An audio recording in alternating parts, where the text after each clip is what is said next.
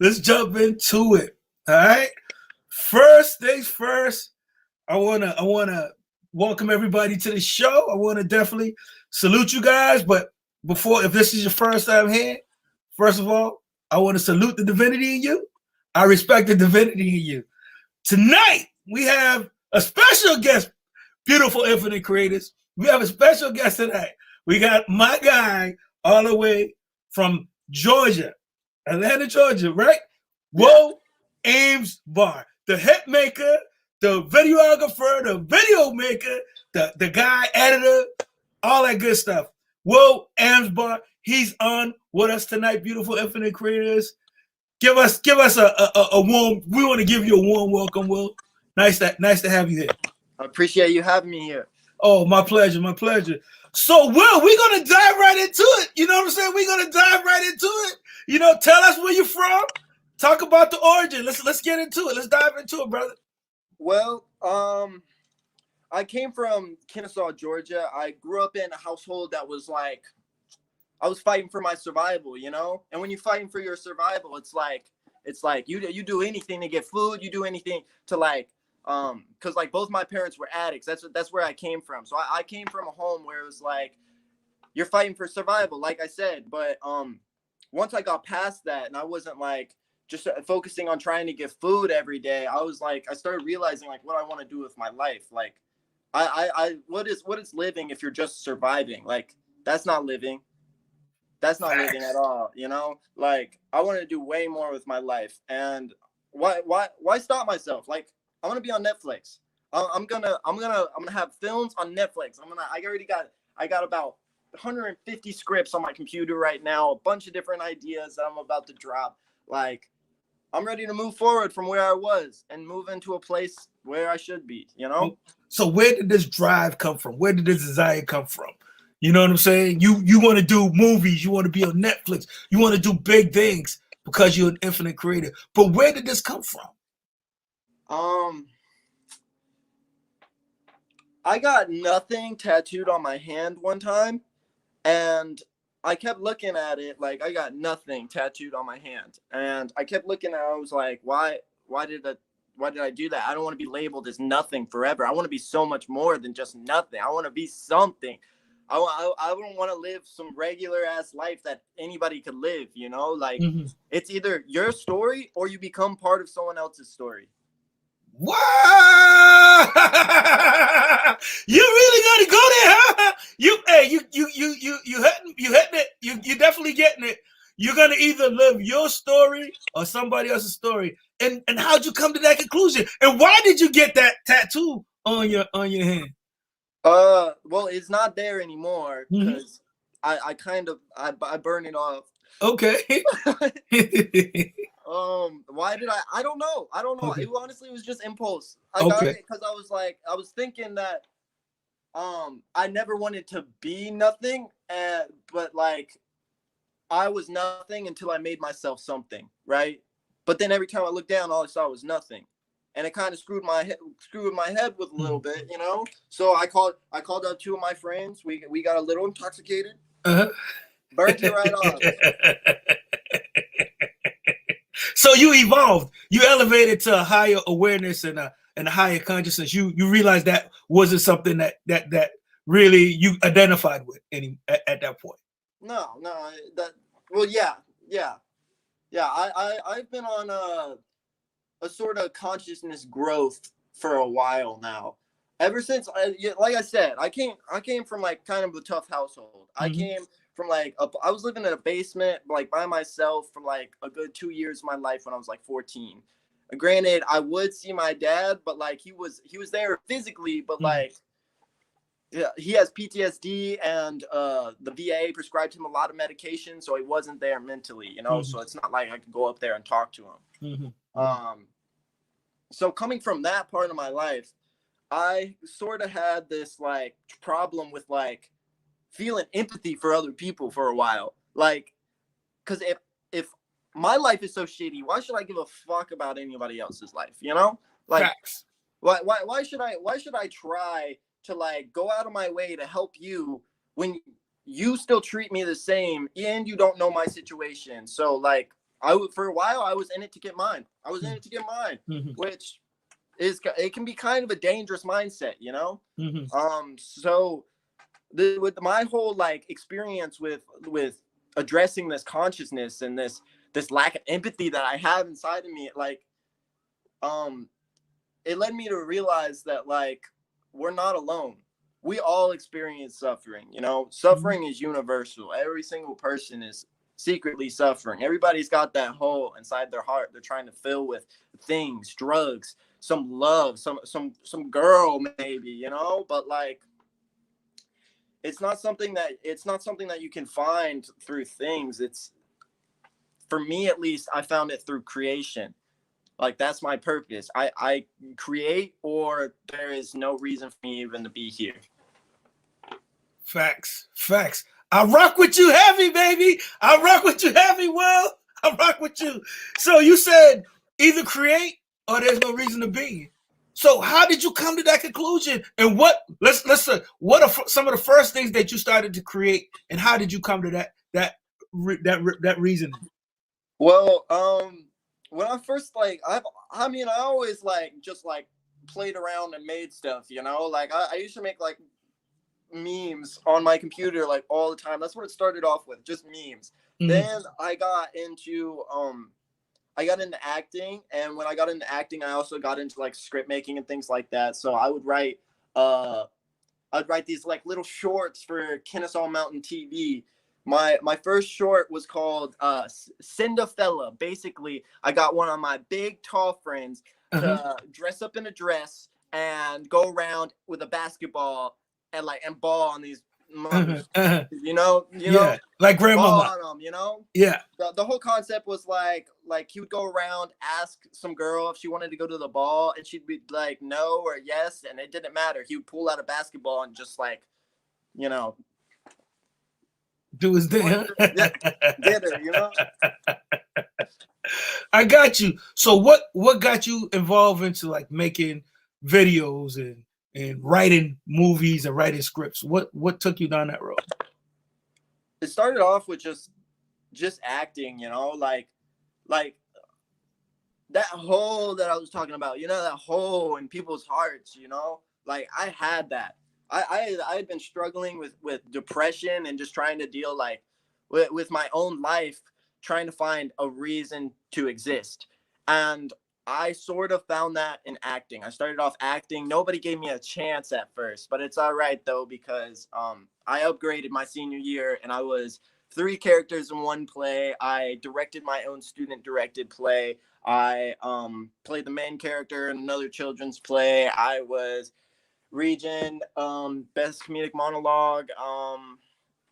Like I did my thing, and once I always knew that I wanted to be a director. This was always my goal, and now I am one. Like there you go.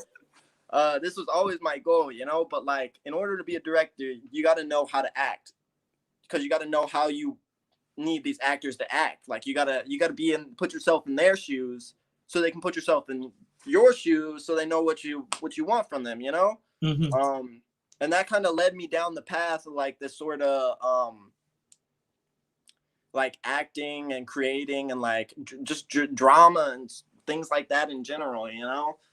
Script writing. Then I started with my videography. It started off as just like a joke. Like everything's a joke to me. Everything was just BS to me, you know. And then I took it to a level that was, I don't want this to be BS anymore, you know. Like I want this to be like for real, something that I can make a living off of. I was working at Kroger for the longest time. I was working at these like Subway and like Firehouse, these terrible jobs, you know, 9-to-5 jobs. And then one day I said, you know what, fuck it. I'm gonna quit and I'm gonna make videos. And I started making music. I made my first music video, and ever since then, it's like music video after music video after music video. Granted, it's a grind. It's a hard transition from being paid like $500 a week, you know, to being paid $200 per music video, you know. And like now I'm moving forward from that to like actually like survive off of it, make a living off of it, you know? Because if I don't make a living off of this, then like, Yeah, I you get you. know, Facts. So who was some of your early influences, and what inspired you, and who inspired you? who inspired me? Yeah. Oh, no, I haven't thought about it. Okay. I guess some of my biggest inspirations were really just like the people that would do it with me, like the people who I would get to be in my videos, the people who would get up on stage and do like what I asked them to do when I was directing a student film, and they were excited about it. They got excited about my ideas. So it's like, if I see somebody getting excited about something like that I created, you know, that's the biggest motivation for me. And as for mentors, that's what I'm looking for. I'm looking for like somebody who can. I'm looking for a sensei, like for real. Mhm. Like I need Mr. Miyagi. somebody who's working at Netflix right now, who's getting paid some big bucks, and I want to work for them for free for like a year. And by the end of the year, they need me. They'll give me a job. If not, then independent filmmaker. Cool. So what are some of the equipment that you use, and what do you edit, and do you edit, and do you, how do you create, and what's your process like? It depends on what I'm making. That's number one. Sometimes artists want me to go to like the club with them and follow them around with the camera. Honestly, I kind of hate doing that type of stuff, but I do it because like then I can edit it and I can just kind of go crazy on the edits. My equipment, I have this camera here. It's a Sony A6500. This was I got this after my uncle gave me a starter camera, like a little camcorder, you know, and I made my first video doing that. Once I made enough money doing that, I moved on to this camera. I have a gimbal over there that I use to get those steady cam shots. But when I'm just at like clubs and doing freelance work, it's mostly just my camera, my gimbal, and a light. But when I'm on set, when I'm on an actual production, something that's like my passion, you know, then I get like crew out there, you know. I get people with lighting. I get people with better cameras than me to come out there, better lenses than me to come out there. I like to think that when it comes to like my passion, like actually like filmmaking, making films, making like a dramatic piece of art, you know, when it comes to that sort of stuff, I invest in people. Like if somebody's gonna believe in me, then I'm gonna believe in them. It will be crazy what you see if you just give somebody a little bit of belief, just a little bit of you can. I believe in you, man. You know. Yeah. It's crazy to see like what they can become. Like they can become something that you never even imagined them becoming in the first place. So how'd you go from that mindset of just investing in equipment to investing in people, and how do you get them to respond to you when you take on a big product? Because take on a big project or product, because what it is now you're, like you said, human capital. Now you're in the human resources, and you go from being a sole proprietor to basically a business. So when you do that, what's the mindset that you have to take on to become that in order to invest in people? You want to know how I made my first film? How I got my first film crew together? I had no idea what I was doing. I winged it. I just did it. You just do it, you know? You just got to get these people. Like, I went out, I had an actress. I've been planning this film for months, you know? I had an actress that canceled on us, like, last minute. And I needed to find an actress. And the only way to do it, for me at least, being in non-union director, you know, like, not have basically any funding except the money that was coming out of my own pocket. I had to walk around Atlanta and ask every single female that I saw, like, do you act? And I swear these girls thought I was for Bang Bros or something like that. They thought I was doing something. I was like, no, I just want to make some art, you know, like. So did you find someone? Yeah, I did end up finding someone. It did not go well though. But now I know actresses, and like since I got some films on my back, I can like. And what'd you learn? What did you learn from that experience? What I learned from that experience,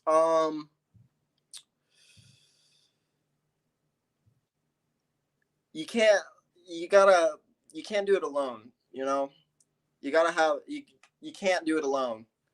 No matter how hard you try, like you gotta have other people to like look out for you when you can't do something just by yourself.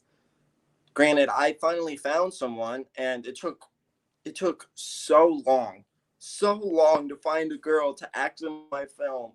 Mhm. But I finally found someone, especially since it was like my first film. I have never directed any films before. Like I played with a video camera, barely done any editing, you know. Mhm. Um, like I didn't have a lot of work to show for it, you know. So there wasn't people like actively seeking me, so I had to actively seek them, you know. Um, and honestly, it was just having the right connections at the right, meeting the right people at the right time, you know. That did it for me. Wow. So I know every artist have like their baby. You know what I mean? For some, let's say singers or rappers or musicians, it's that one song. That's their baby, and it's hard to let their baby go sometimes. Do you have a baby? Like, is there one project like that's your baby? And how do you feel about that if you do have that? I got two. My baby is LSD Anarchy. I just dropped my first post literally yesterday. It'd mean the world to me if y'all went out and just liked it. But basically, it's going to be a collection of 1 minute long short films from a bunch of different creatives. I have several different directors online. I got about 50 scripts in line to drop it. That's one of my babies.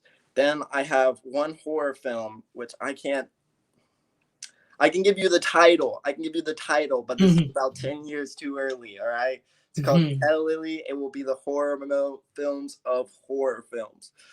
I promise it's gonna blow up. It was one of the first scripts I wrote, and it's based off real experiences that I had, and it's it's pretty terrifying. I'm not gonna lie. It's my baby. It's my baby, you know? So you're gonna work on that. You just keep on working on it all the time. That's something you work on all the time. Well, yeah, it's something that I've kept in my back pocket for about 2 years now. Like, it's something that, as a filmmaker, as somebody who's like an idea maker, it's not like you can go out and tell everybody your ideas, especially if they're other filmmakers, which makes it hard to find a crew that you can really trust. Because people will steal your ideas like nothing. Just run off with them, you know? And it makes it kind of hard to like when you first meet new filmmakers. I'm kind of hesitant to like drop my ideas, you know, because I have all these different ideas, but I'm hesitant to give them to them, just like hand them to them on a silver platter so they can make money off of my dream, you know, like Mhm. so honestly, like a lot of my projects, I'm just waiting for the right opportunity, the right time, the right person. And they got to sign a BTS, but or NDA. My bad. No, I got you. You don't want any not the non-disclosure agreement. That's what you're talking about basically. Yeah, You don't want yeah. any you don't want them to compete against you, which is fine, which is fair. I think that's fair. So on your journey, right? Let me know what your take is on, let's say, education or school. You seem to be like a young filmmaker. You seem to be a young videographer. So give us a little of your input on what you think about education and how you feel about education. College. Yeah. The only reason I'm here is for connections. I haven't learned anything with filmmaking. This has been like, especially I don't know if it's just COVID. I don't know what it is, but I have learned nothing. Nothing. I spent last semester. I had a film class, and I was expecting them to grade like heavy, you know, like every single frame, you know, type of deal. Mm-hmm. I got 100 on something that like I forgot to turn in, so I turned it in late first of all, and I only did it in 6 hours, and I got 100 on it. Like it wasn't they didn't teach me anything. I knew everything that I've learned is from being in Atlanta and like just going around and filming artists or making films with my friends or making some stupid little video, you know. Everything I've learned is from by myself. The only reason I'm here at GSU in the first place is really just connections, and it's getting to the point where it's the biggest waste of money ever. But You know, I get to stay in downtown Atlanta. And honestly, I would drop out, but the only problem is apartments require, like, I want to get like an apartment down here, you know, so Mm-hmm. I can be in the action. I can go out on the side of the street and find a client with my, if I got my camera in my hands, Mm-hmm. you know. Mm-hmm. um the only problem is I get paid through like Cash App, Venmo, Cash, things like that. No, things that aren't really registered, aren't really like real Mm-hmm. documented things, you know. So so for right now, I'm just here at GSU dorms till I can like get enough money to put a whole down payment on an apartment, you know? Cool. So you're saying experience has been your university basically. Yes. Yes. 100%. I'm here at university and it's the biggest waste of time ever. Don't go to college. Don't go to college. And that's because That's because, especially as a filmmaker, you want, if you want to learn, look up YouTube videos. Like, that's free. If you want to learn editing, haven't learned any editing here. My teachers didn't even, my film teachers didn't even know what software like they were even talking about when they were describing it to the class. And I'm sitting in the back of the class like, this is what I paid this much money for a teacher that doesn't even know what he's talking about, who's never been on set once in their life. Like, yeah, I get that perspective. I definitely get that perspective. So do you want to be in Hollywood or you just want to basically be all over the place? I want to be all over the place, man. I love that. I love to be all over the place. It's Hollywood. It would be cool. It would be cool to be in Hollywood, but that's about 10 years out from now, right now, you know? Mm-hmm. So give me a highlight so far since you've been making these videos and you've been this infinite creator on your path. Is there any highlights that you can give me that you really like enjoyed so far? That I really enjoyed. Honestly, my favorite part about all of this is ever since I started like creating, I've been able to find people that like do the same thing as me. And I've been on sort of vibe where I only allow myself to be around people that also share the same energy, the same drive as me. You know, I want people that are gonna root for me and like bring me up, but I will also like bring them up too, you know? I'm looking for people who like want to do something with their life. And I found so many great people that are already in the industry, and like, I don't know. I just like, I love creating things with other creators.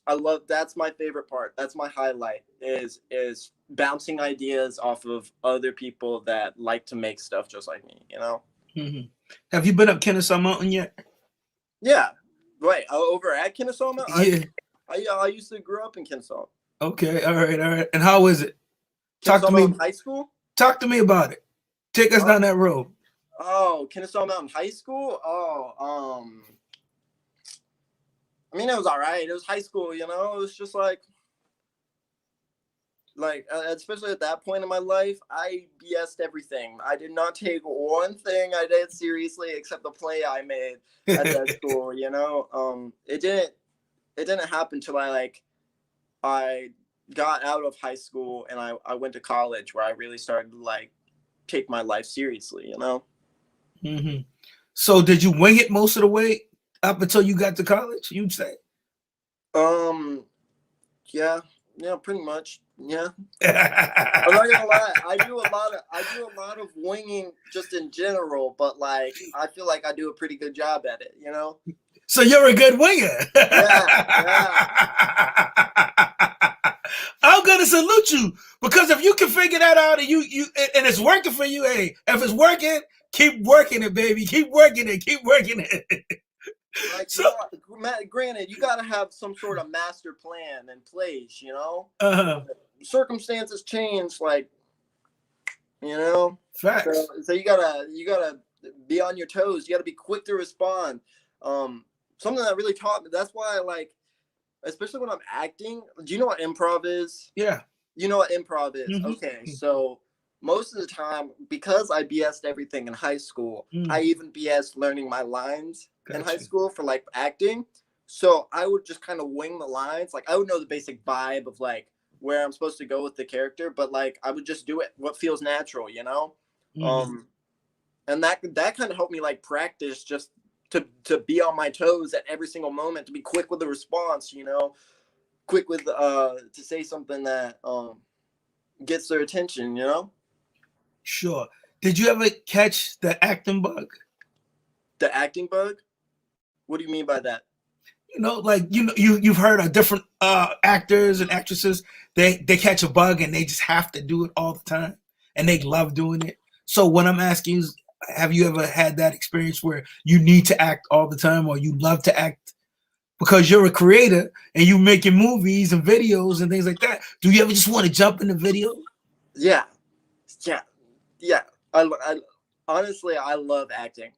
I love acting so much. I don't really know where the love comes from, to be honest. Like I couldn't describe it. It's just I love doing it. I love it. I don't know.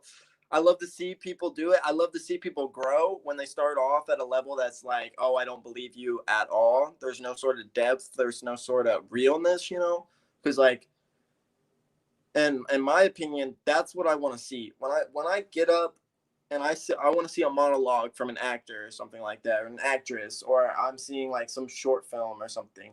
I want to see some real acting. I don't want to see some over theatrical nonsense, you know. I want to see something that's like, whoa, I feel that. Like, I feel that because we all have, like, when it comes to acting, it's storytelling in general. It's all just a way to relate with other people. Like storytelling, since the beginning of time, storytelling has been around, you know. And it's found different mediums to go across, but really, even after you die, the stories that you tell will still live on. There's Facts. still there's still stories that we're talking about from like Babylonian times, things like that, the first human civilizations. We still know, like, granted they call them myths, things like that, but those stories have been passed down from generation.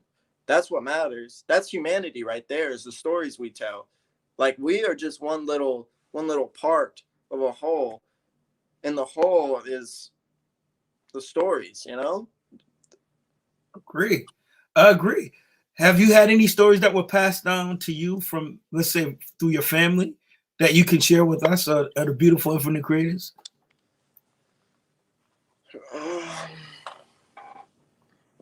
Let's come back to that one. Okay, all right. Come back to that one. All right. Jim Carrey. Did anybody say you remind him of a young Jim Carrey? Jim Carrey? I haven't been called a young Jim Carrey. I've been called a young Kevin Bacon before. Okay, all right. I can see that. I can see that. How do you feel being compared to somebody like a Kevin Bacon? I mean, it makes me feel good, you know? Yeah. Yeah. I do look like Kevin Bacon, you know? All right. Where do you see yourself in 5 years from now? Whoa, Amsbaugh. Yeah. I see myself with my own studio. I have a music studio in the basement. People can come in, make music in the basement, go upstairs, make their music video all in one day. That's what I see. And then people can come in and rent my equipment and come in and just make films. Like I just want to have like my own creative space. I want to have my own studio, you know? That's where I see myself in 10 years. I see people coming to me. Like I'm not seeking it, coming to me saying, I will work for you for free. And there's like too many people in my DMs. That's what I see in 10 years, you know, or in 5 years. In 10 years, you know, nobody can predict the future, but I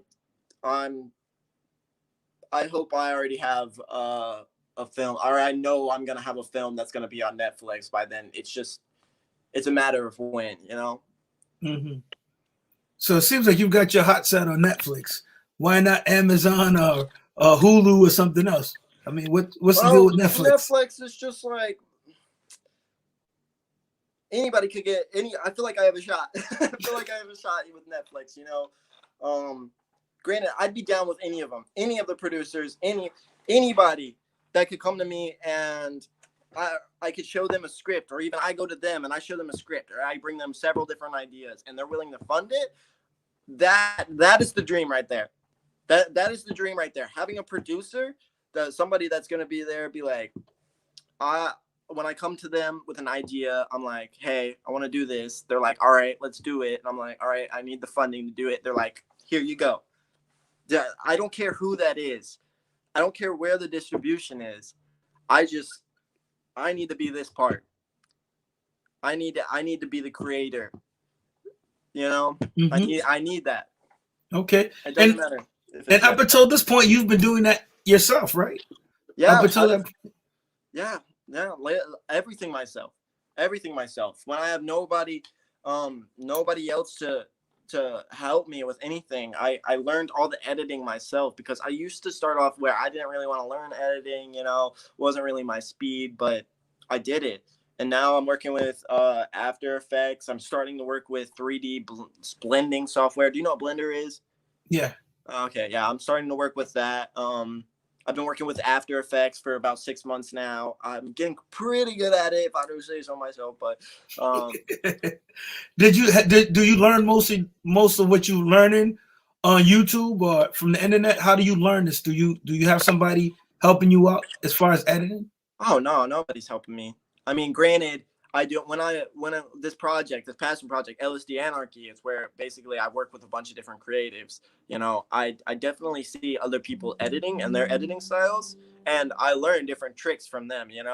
But up to this point, like, other than that, all of the editing has been done by me.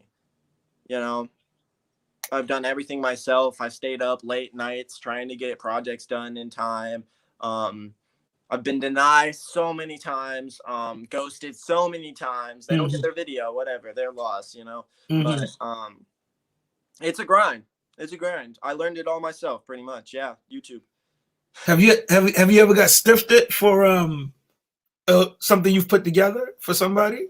Yes, so many times, You have no idea. Like, that's the worst part of my job. I don't know. If you don't hire a videographer and you don't pay them for the work they do, you're a chump. And nobody's gonna take you seriously. Yeah. So do you think you would need street cred, or how does that work? How does that work? I mean, like, my main problem with it is when I make these videos, I make something dope that I'm proud of, Mm-hmm. and I want to post it, but I can't post it because if I posted it, they get their video for free. Like, especially if it's somebody who's like not even a good artist. Like, I don't think they're a good artist. I don't think the video is gonna go anywhere anyways because of like the song or whatever. Like, if it's those type of people, like, give me my money, I want my money. Like, pay me for what I'm worth, Yeah. Facts. But if it's somebody that's like really, really like I believe in them, like I said, I invest in people. So if it's somebody comes up to me and they're like, yo, I got the song and I love the song, I'm gonna give them a major discount on the video. I'm gonna do twice as much as I would originally do. But getting stiffed, it happens, man. And you got to get, especially when you're just starting off and you're trying to learn, but you're also trying to like make a living off of it at the same time, like I had a manager for a while, but it got to the point where like I wasn't getting paid for anything. I basically became his free videographer. And when it got to the point where I was like, I'm not working for free, like I'm not doing anything for free, he tried to drive off in the car and like bring me to the shoot for free. And like I had to get out at a red light and be like, yo, what is your problem, bro? You just kidnapped me for a shoot because you're broke, bro, because you refuse to pay me. Like, yeah, that's crazy. So what, and going through some of these ups and downs and these trials, how did you put the value and the worth on yourself? How'd you come to that point to say you had to put more value on you? I like to think of what I'm making as a dollar amount. What is this worth? What is this like financially? Like, how much is this skill that what I just created? How much is that effect worth? how much is like that's how what I base it on. That's what I base my worth on. Because it started off my first music video. I think did it for like $50, something like that. Like, and I had to because I was working like 36 hours on it. Like, and granted, what it's at like $2 an hour, like not even $1.50 an hour. Yeah, it takes a lot of work, and it's basically what you equate. What I like to think of it is, as soon as you can't be cocky, all right, you got to have the skills. You gotta have a base. You gotta have the skills to be able to actually be worth something, and then you also have to have the content where it's like, okay, I can raise my prices now because of this. But you also have to like realize your own worth, like within yourself. Like, what are you worth as a person? You know. So how big of a catalog do you think you have right now? Because what you're talking to me about is supply and demand. So if you've got the supply, then you're in demand, and you're going to meet the demand. So how many, let's say, videos you think you've done up until this point right now?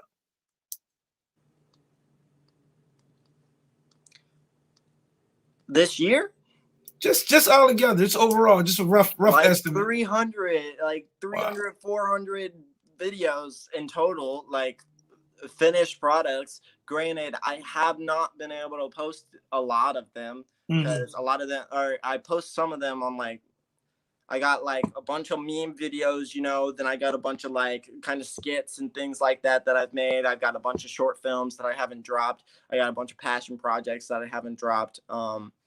I got a bunch of videos that I made for artists that I haven't dropped because they haven't paid me. A lot of videos that I could have dropped. I could have had a good, like, a great portfolio on my Instagram right now of all the different work I've done.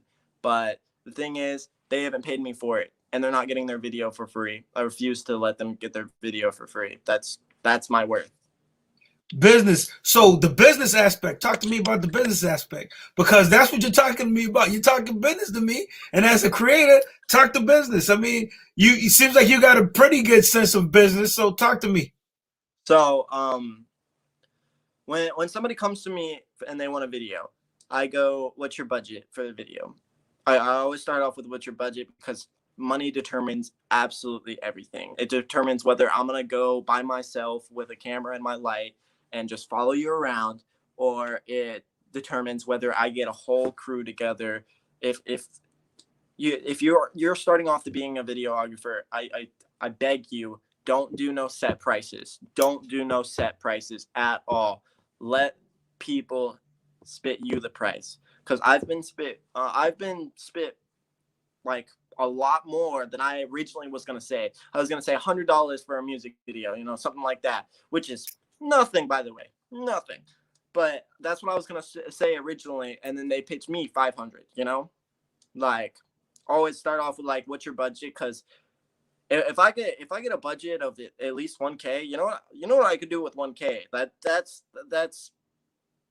enough time to like buy. That's enough money for me to get another person involved in the production. You know, that's if you start bringing to me more money, then I can bring more people, and that can know more than me.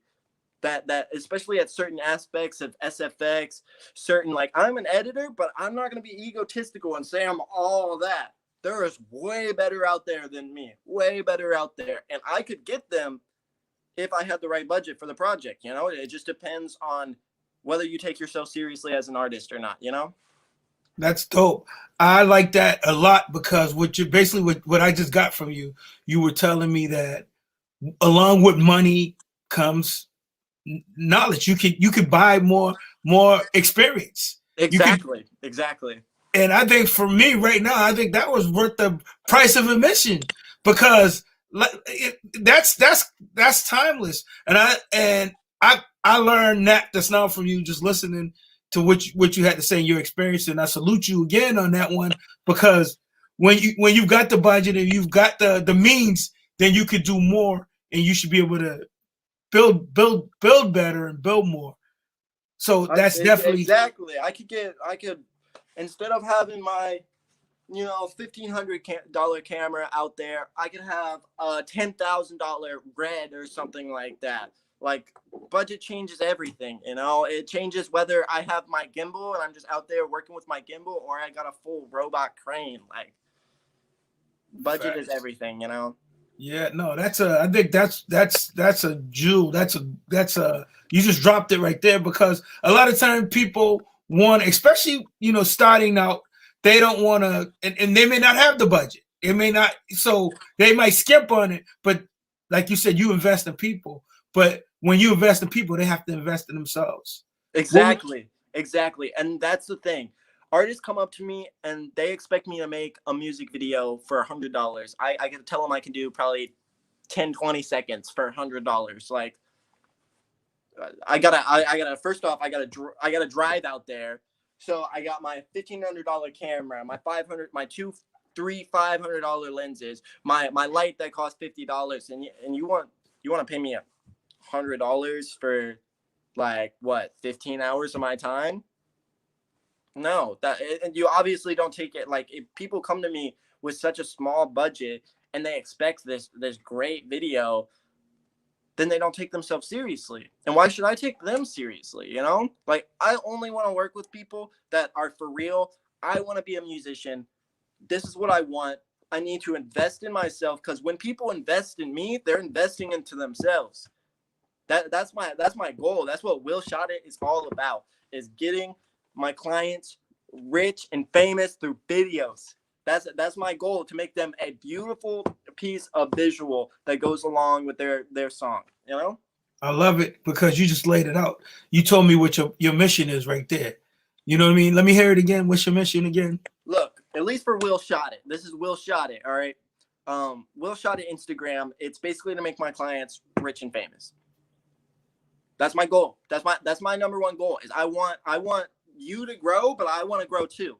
Like, I want my artists to blow up. I want them to blow up. I want to make something that's gonna blow up for them. And if I believe in them, God damn it, I'm gonna fucking do it. You know? I respect that. I respect that, because if they succeed, you succeed. Exactly. I feel you 100%. And like I said, I'm with you. I don't want to work with people who not even, they don't even want to invest in themselves, because if you don't want to invest in yourself, I can't do it for you. Exactly. It's so much more than like, granted, I definitely believe that certain things are meant to be on a certain level. Some people are meant to do great things, and some people aren't. But you will never know if you never put in the work into your own self. Like, if I would have never bought this camera, if I would have never invested in myself and get this camera and get the editing software and all of my lights and stuff like that, I'd be in the same position I was when I was like 16, you know, like, agree, not doing anything. Agreed. So you had to invest in you first. Exactly. I had to invest in my knowledge. I had to believe in myself. And, like, if people come to me and they want, like, a dope video for nothing, I can't do it. Like, believe in yourself. You gotta put money forward if you want money to come back, you know? Facts. What you put out is what you get back. Exactly. I dig it. Any movies, like, from your early childhood, or any movies early on in your life that made an impression on you, that still resonates with you? Anything Quentin Tarantino, you know, like, I love that, like, overly almost like comic book feel to it. Honestly, a lot of Quentin Tarantino films stuck with me since I was, like, a kid. Like, I watched them as soon as they came out in theaters. You know, I was a real fan. He's one of my favorite directors. That or Stanley Kubrick. I like that man a lot. Sweet. Cool. So the infinite creators love to read. They love to read. Are there any books that you could recommend someone going down this path, or that you could recommend to the beautiful infinite creators? The Art of War. No, you didn't.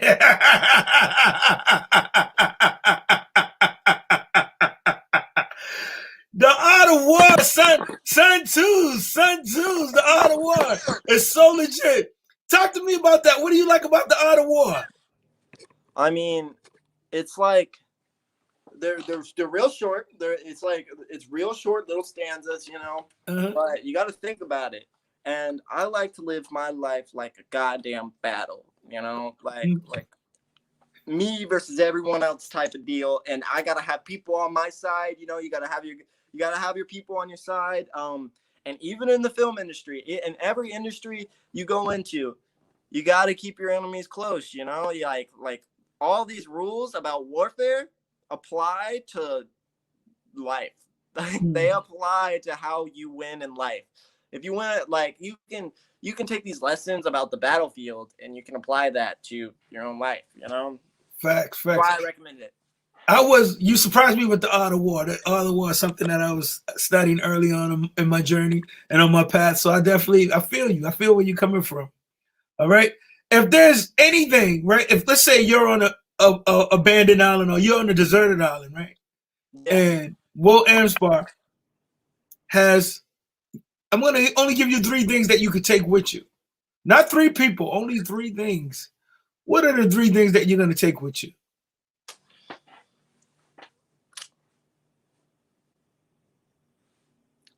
Like a cell phone, a fully charged cell phone, a 24-foot long sub, and a Keurig.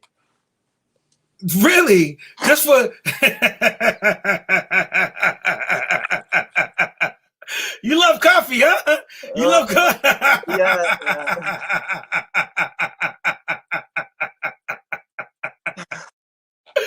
Yeah.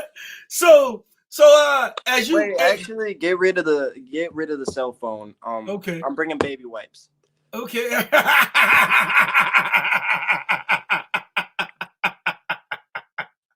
I like that. That's cool. So as you keep on growing and evolving, you know, on your journey, what is some of the advice that you've gotten along the way? I know you were talking about having a mentor, finding a mentor, but what are some of the advice that you could give to other creators out there to maybe help them along their path and on their journey?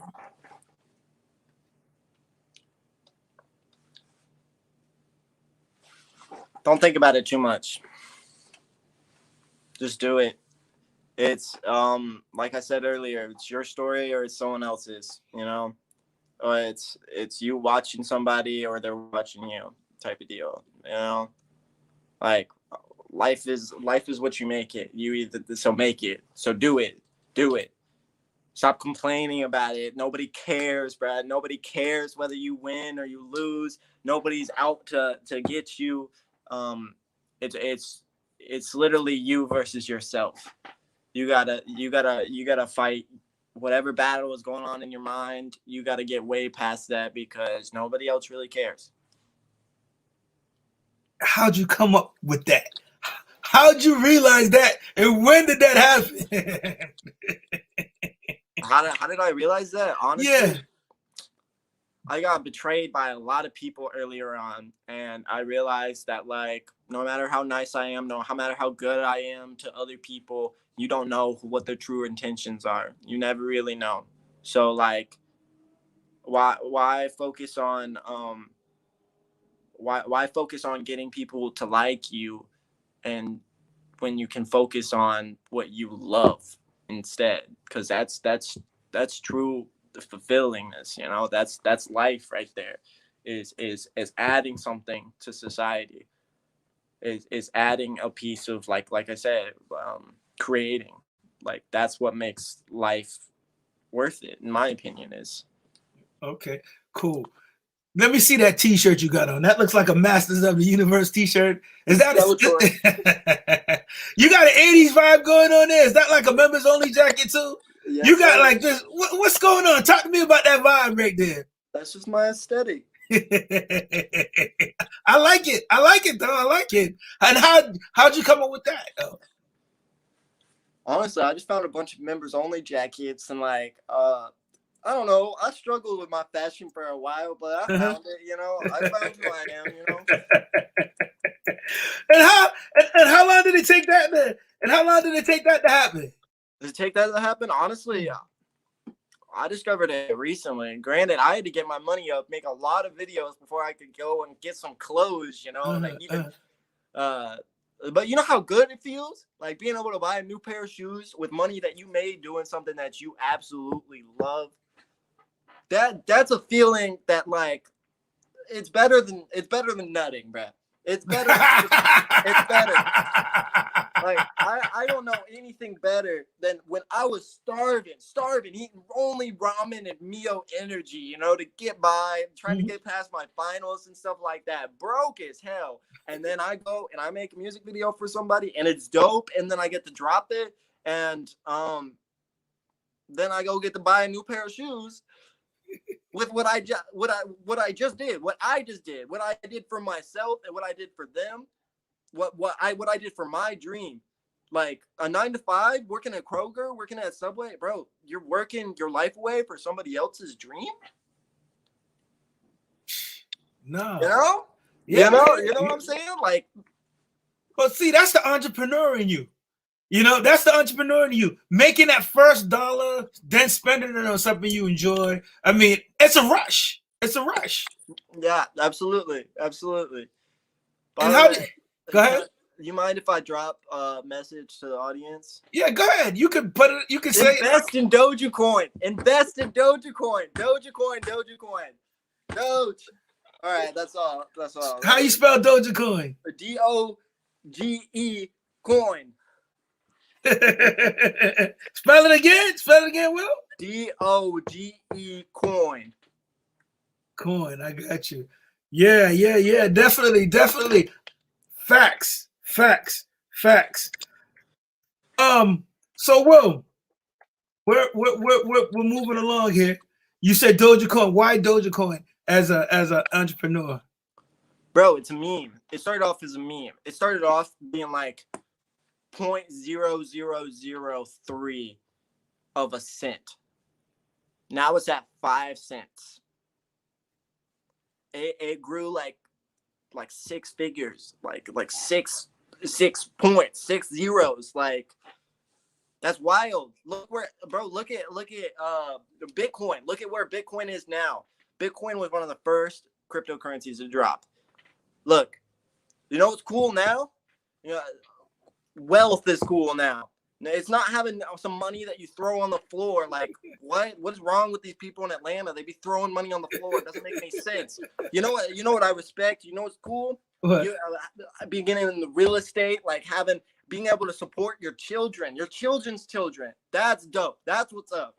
How much do you invest? How much should somebody invest, you think? I mean, it depends on what you're investing into. I would say. Granted, I started off investing $30 in the Dogecoin when early on when I was like 18, and I grew it to $1,200. Wow. And now I use that $1,200 to grow even more and make more money. It doesn't matter how much you would start off with. You just got to start off with something. Granted, if you put more into it, the more it's going to grow. Granted, the more you could lose too, but honestly, if you invest in properly, I think you'll probably be fine, you know? Okay. So how would somebody go about investing in that? Say you're like 16 years old and you have like $200. Where would you go? Do you go to like Fidelity, Scottrade or something, Robinhood or Acorn or something? How did you I'm pretty invest sure Robinhood and Acorn, you got to be 18 to start investing. That was my problem. Like, I was like, oh, I'm not into the stocks at first. Like, that's why I started when I was 18. I was like, screw it. I'll buy some Dogecoin. I've seen a meme on the internet, so I'm going to go buy it. And I made a lot of money off of it. Off of, like, I swear, the dumbest things. Everybody that says that something's going to fail, and everybody says it's going to fail, bet on it. Bet on the underdog all the time. Yeah, because now you hear a lot of people still talking about it. Oh, Bitcoin and cryptocurrency. And I just think you just have to educate yourself. Whatever it is that you do, you have to get that knowledge. Exactly. Is there anything that you want to talk about that I didn't ask you? I mean, if you have any more questions, I'd be happy to answer them. But yeah, I don't got anything else to say. You know, it was nice talking with you, though. No, the pleasure's all mine. The pleasure's all mine. So before before I leave, you know, we don't care about the haters because we infinite creators. We don't compete, we create. You know, we keep on creating and we keep on evolving. So before you leave us, you know, I'm gonna salute. Dope. What you just said was dope. What you just said was dope. I'm gonna salute the divinity in you. I'm gonna respect the divinity in you. But on an ending note, could you give us some parting words? Can you give the beautiful infinite creators some parting words for their journey? Act as if what you want has already happened and it will again. Oh, no, you didn't. You got to repeat that for me, Will. Give it to me again, Big Will. Say that again. Woo! Act as if what you want has already happened and it will happen again. There you go. There you go. I mean, I'm price of admission right there. That was worth price of admission. One more question, though. I wanted to go out on that note, but one more question. Are you going to shoot LaRock's next music video? This guy is asking me. Yes, of course I will shoot LaRock's next music video. Are you kidding me? Yes, I will. Yes, I will. That's one of the people that I believe in. That's one of the people. Yes. There you go. All right, Will, I appreciate you. Thank you for showing up. I humbly bow before you, my brother. I wish you much success. We got to definitely do this again, man. I rock with you heavy. I salute the divinity. Absolutely. I salute the divinity in you. I respect the divinity in you, bro. Take care and thank you for coming by. You make sure you stay safe, all right? Wait. Before I go, Will, tell the people how they can reach you. I forgot to let you do that. Let them know how they can reach me on Instagram. Follow me on Instagram. You can follow me at WILLAMSBAUGH, or you can follow LSD Anarchy. I believe in LSD Anarchy. LSD Anarchy till the motherfucking grave, right? Or if you want to go to my freelance page, you can go to WIL Shot It. Pretty simple. 1 L. Shot It. Okay, all right. LSD Anarchy. LSD Anarchy. LSD Anarchy. So, hold on. Stay safe, all right? You too, Will. Take it, brother. All right. There you guys have it. Will Amsbaugh. Chilling with Will Amsbaugh. Videographer, movie maker, hit maker. We salute the divinity in him, man. We respect the divinity.